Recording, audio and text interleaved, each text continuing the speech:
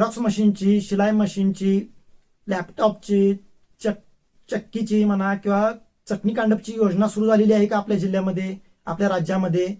हा प्रश्न आहे. आणि ती योजना प्रत्येकाला मिळते का? प्रत्येकाने फॉर्म भरला तर त्याला मिळतं का? नमस्कार दिव्यांग मित्र मैत्रिणींनो, दिव्यांगांचा आवाज बोलानुभवाच्या या चॅनलमध्ये मी ओमकेश आपल्या सर्वांचं सहर्ष स्वागत करतो. तर वर्षाचा मध्य आलेला आहे, म्हणजे 6 महिने उलटून गेलेले आहेत, 7वा महिना सुरू झालेला आहे. त्यातले पण 10-12 दिवस 15 दिवस झालेले आहेत, लक्षात घ्या. आणि आता योजना सुरू होत आहेत. काही जिल्ह्यांमध्ये सुरू झालेल्या आहेत, काही जिल्ह्यांमध्ये सुरू होतील. तर योजना या प्रत्येक, म्हणजे जर सोलापूरमध्ये आली तर लातूरमध्ये पण येते का, आणि नागपूरमध्ये आली तर मुंबईमध्ये पण येते का, आणि मुंबईमध्ये आली तर कोल्हापूरमध्ये किंवा सांगलीमध्ये किंवा चंद्रपूरमध्ये किंवा संभाजीनगरमध्ये किंवा नाशिकमध्ये या जिल्ह्यामध्ये येते का? तर असं काही नसतं. काही जिल्ह्यांमध्ये येते, काही जिल्ह्यांमध्ये येत नाही. काही जिल्ह्यांमध्ये आली की काही जिल्ह्यांमध्ये येत नाही, काही जिल्ह्यांमध्ये आली की काही जिल्ह्यांमध्ये येत नाही. ही गोष्ट, पहिली गोष्ट क्लिअर करा. आणि योजना कोणकोणत्या गोष्टीसाठी असते? तर पहिलं म्हणजे झेरॉक्स मशीन, दुसरं म्हणजे गिरण, जे आपलं ज्वारी असेल, गहू असेल, तांदूळ असेल हे दळण्यासाठी जे असतं तर ते. तिसरं म्हणजे ओला सुका मसाला बारीक करायचं, लसूण कांदा वगैरे हे असतं ना, तर ते बारीक करण्यासाठी असतं. परत चौथं असतं ते म्हणजे चटणी कांडप, मिरच्याची जी चटणी केली जाते तर ते असतं. आणि 5वं लॅपटॉप असतं. तर ह्या योजना कोणाकोणासाठी असतात? तर या पहिल्या 4 योजनेसाठी प्रत्येक दिव्यांग अप्लाय करू शकतो. पण 5वी जी योजना आहे लॅपटॉपची, तर त्या योजनेसाठी प्रत्येक दिव्यांग अप्लाय करू शकत नाही, लक्षात घ्या.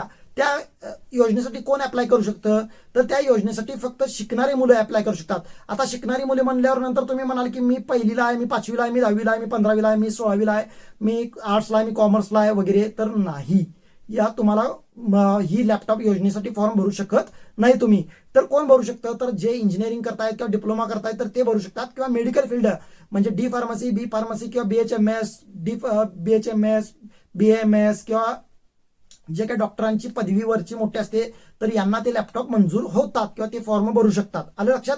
5वी योजना ही ठराविक दिव्यांगांसाठी आहे. बाकीच्या 4 योजना आहेत तर त्या सर्व दिव्यांग महिला असतील, दिव्यांग पुरुष असतील किंवा दिव्यांग मुलं असतील, दिव्यांग मुली असतील, जे 18 वर्षाच्या पुढचे आहेत तर त्या सर्वांना ते अप्लाय करू शकता तुम्ही.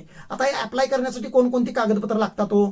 तर पहिलं लागतं आधार कार्ड, दुसरं लागतं तुमचं दिव्यांग प्रमाणपत्र म्हणजे UDID कार्ड, तिसरं रेशन कार्ड एक लागतं, चौथं लागतं तुमचं बोनाफाईट किंवा डोमासाईल लागतं, 5वं उत्पन्न दाखला तुमचा 2-2.5 लाखाच्या आतला कुठला पण असला तर चालतोय. असं नाही की 21,000 पाहिजे किंवा 40,000 पाहिजे किंवा 50,000च्या आतलाच पाहिजे, असं काही नाहीये. 2-3 फोटो लागतात तुमचे. बँक पासबुक, नॅशनलाइज बँकेचं बँक पासबुक, तुमचं पेन्शनचं नाही, नॅशनलाइज बँकेचं पासबुकचं झेरॉक्स त्याला जोडा लागतं, हे जोडायचे. आणि याच्या बाबतीत याचा फॉर्म ऑनलाईन भरता येतो का हो? तर नाही येत भरता. काही ठिकाणी आहे, काही जिल्ह्यांमध्ये सुविधा झालेली आहे, पण पूर्ण महाराष्ट्रामध्ये ही सुविधा नाही आहे. ऑफलाईनच सुविधा सध्या तरी सुरू आहे. बघूया पुढे ऑनलाईन सुविधा होते का. भरपूर प्रयत्न चालू आहेत सरकारचे की दिव्यांग सहायता पोर्टलवरती ह्या योजना आणायच्या आणि त्या लाभ करून द्यायच्या. आता अजून एक प्रश्न असतो की मी भरला तर मला मिळणारच का? तर असं मुळीच नाही आहे.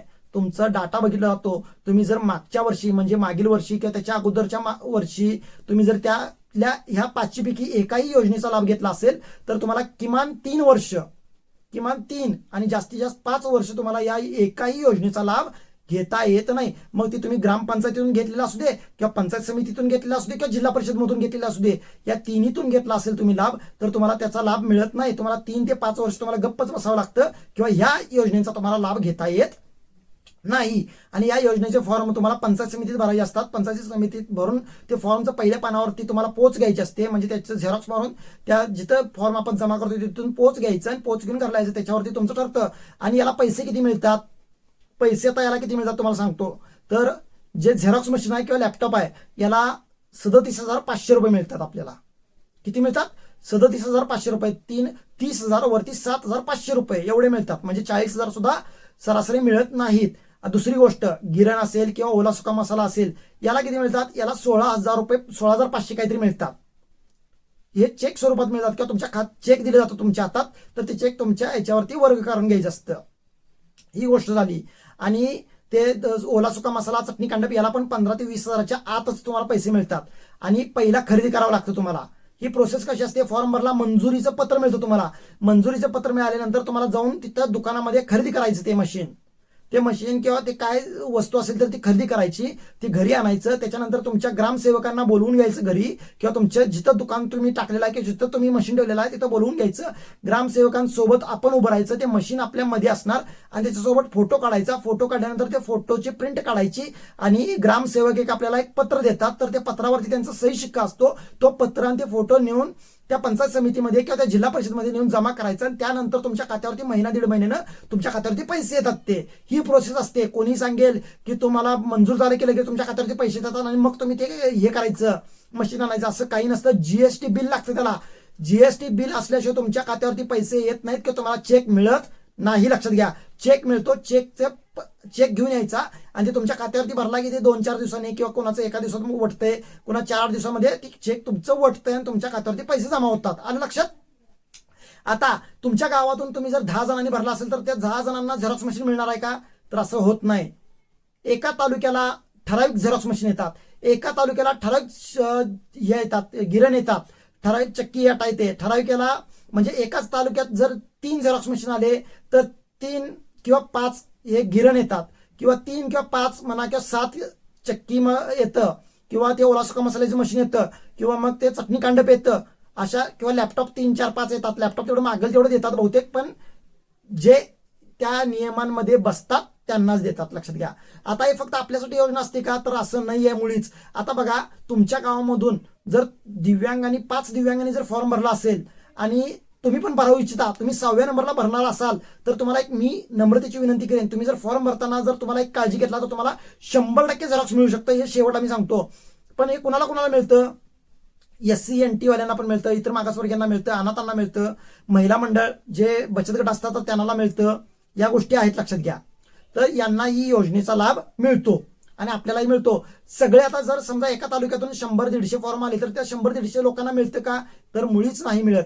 एका तालुक्यातून 3 दिव्यांगांना किंवा 5 दिव्यांगांना असे लाभ हे दिले जातात. मग ते लकी ड्रॉ पद्धतीने काढतात त्यांनी, म्हणजे फॉर्म जर जास्त आले तर लकी ड्रॉ पद्धत काढतात, किंवा कोणाचा फॉर्म योग्य आहे, कोणाचा फॉर्म पहिला आलेला आहे याचा विचार करून त्या गोष्टी तिथं तुम्हाला दिल्या जातात. आणि लक्षात, आता बघा, तुम्हाला वाटत असेल, तुम्ही त्या अधिकाऱ्यांना विचारला की दिव्यांगांचे फॉर्म जास्त आलेत का, म्हणजे शेवट आलाय म्हणून सांगतो तुम्हाला, तर तुम्ही काय करायचं, तुमचं जर जातीचा दाखला तुमच्याकडे असेल SC NT OBC वगैरे, तर त्या SC NT OBC किंवा तुमचे बचत गट, तुमचं जर बचत गट असेल तर त्या बचत गटाच्या नावावरती तुम्ही ते फॉर्म भरायचा. तुम्ही दिव्यांग म्हणून फॉर्म भरायचा नाही. त्यावेळेला प्रत्येक जण जर दिव्यांग म्हणूनच फॉर्म भरला तर आपल्याला पण मिळणार नाही आणि आपल्या मित्राला पण मिळणार नाही. जर आपल्या मित्राला पण ते लाभ मिळावा असं वाटत असेल आणि आपल्याला पण लाभ मिळावा वाटत असेल तर आपल्या दोघांचं संगनमत असलं पाहिजे. आपल्या दोघांचं, आपल्या 5 जणांचं कोऑर्डिनेशन असलं पाहिजे. आपले दोघं जण, आपल्या दोघा तिघा चौघांचे विचार एक असले पाहिजेत आणि सगळ्यांनी एकत्रित बसून ते केलं पाहिजे. आता समजा माझा ओबीसीचा दाखला निघतोय का, किंवा माझा SCचा दाखला निघतोय, माझा STचा दाखला मिळतोय आणि माझ्या मित्राचा जर ओपन मध्ये असेल तर त्याला म्हणायचं तू दिव्यांग मधून भर बाबा, मी OBC मधून, मी की ST मधून भरतो फॉर्म, किंवा तो ओपन मध्ये असेल, माझा SC NTचा पण दाखला निघत नसेल आणि मी बचत गटामध्ये असेल तर मी बचत गटाचा प्रूफ जोडतो आणि तू ओपन मधून, म्हणजे तू दिव्यांग मधून भर, म्हणजे तुला पण लाभ मिळेल, मला पण लाभ मिळेल. हा जोपर्यंत आपण विचार करणार नाही तोपर्यंत आपल्याला पण लाभ मिळणार नाही आणि आपल्या मित्राला पण लाभ मिळणार नाही. कारण आपण काय करतोय, मला मिळत नाही म्हणून माझ्या मित्राला पण मिळू नये, ही जोपर्यंत आपण हा जो विचार आहे तर तो सोडणार नाही तोपर्यंत आपल्याला कोणत्याही योजनेचा लाभ मिळणार नाही. लक्षात घ्या. त्याच्यामुळे हा विचार करायला शिका की मला जसं मिळावं असं वाटतंय तसं माझ्या मित्रालाही मिळालं पाहिजे, माझ्या मैत्रिणीलाही मिळालं पाहिजे, माझ्या दिव्यांग बांधवांनाही मिळालं पाहिजे. मग त्याच्यासाठी मार्ग काय आहे, तर त्याच्यासाठी हे मार्ग आहेत की आपण दाखले वेगळे वापरू शकतो किंवा दिव्यांग दाखला न वापरता आपण दुसऱ्या गोष्टी वापरून ते लाभ घेऊ शकतो. आलं लक्षात तुम्हाला? तर याच्यासाठी काही जिल्ह्यांमध्ये ऑनलाईन फॉर्म आहेत, काही जिल्ह्यांमध्ये नाही आहेत आणि एकाच वेळेला पूर्ण महाराष्ट्रात चालू होत नाही. परत एकदा सांगतो, काही जिल्ह्यांमध्ये आता लातूर सारख्या किंवा चंद्रपूर सारख्या तिकडे जिल्ह्यांमध्ये चालू झालेला आहे, काही जिल्ह्यांमध्ये अजून चालू झालेलं नाही. चालू होईल लवकरच, पण चालू झाल्यानंतर तुम्ही वेळोवेळी तुमच्या जिल्हा परिषदच्या पंचायत समितीच्या टचमध्ये राहा. चालू झालं की 1 महिना 1.5 महिन्याचा तुम्हाला मुदत असते, त्यामध्ये तुम्ही फॉर्म नेऊन भरायचा असतो. आणि आता अजून फॉर्म सुटले नसतील तरी सुद्धा तुम्हाला एक सांगेन की उत्पन्न दाखला चालू वर्षाचा एप्रिल नंतरचा उत्पन्न दाखला तुम्ही काढून ठेवा, कारण तो उत्पन्न दाखला तुम्हाला वर्षभर उपयोगी पडतो. कोणत्याही योजनेसाठी भरताना, कोणत्याही स्कॉलरशिपसाठी किंवा कोणत्याही गोष्टीसाठी तुम्हाला ते उत्पन्न दाखला उपयोगी पडतो. उत्पन्न दाखला जर काढला नसेल, डोमेसाईल काढला नसेल तरी दोन कागद काढून ठेवा, ही विनंती. आणि व्हिडिओ कसा वाटला, मुद्दा कसा वाटला, तुम्हाला माहिती कळाली का, माहिती सविस्तर सांगितली आहे का, माहितीमध्ये माझं काय चुकलंय का, चुकलं जरी असेल तरी हक्काने सांगा. तुमचा एक लहान मित्र म्हणून मी ती चूक दुरुस्त नक्की पुढच्या व्हिडिओमध्ये, नक्की पुढच्या व्हिडिओ किंवा पुढची माहिती देताना मी ती चूक दुरुस्त करण्याचा प्रयत्न नक्की करेन. पण चूक दाखवून द्या. जर चूक असेल तर दाखवा खरोखर, कारण ती दुर्लक्षित करू नका. कारण मी माणूस आहे, माझ्याकडूनही चुका होऊ शकतात, हो ना. तर तसंच तुमच्याकडून येऊ शकतात, तसं माझ्याकडून येऊ शकतात. तुम्हाला जसं नॉलेज आहे तसं मलाही नॉलेज आहे, किंवा तुम्हाला नॉलेज नाही आहे तसं मलाही नॉलेज नसू शकतं, हो ना.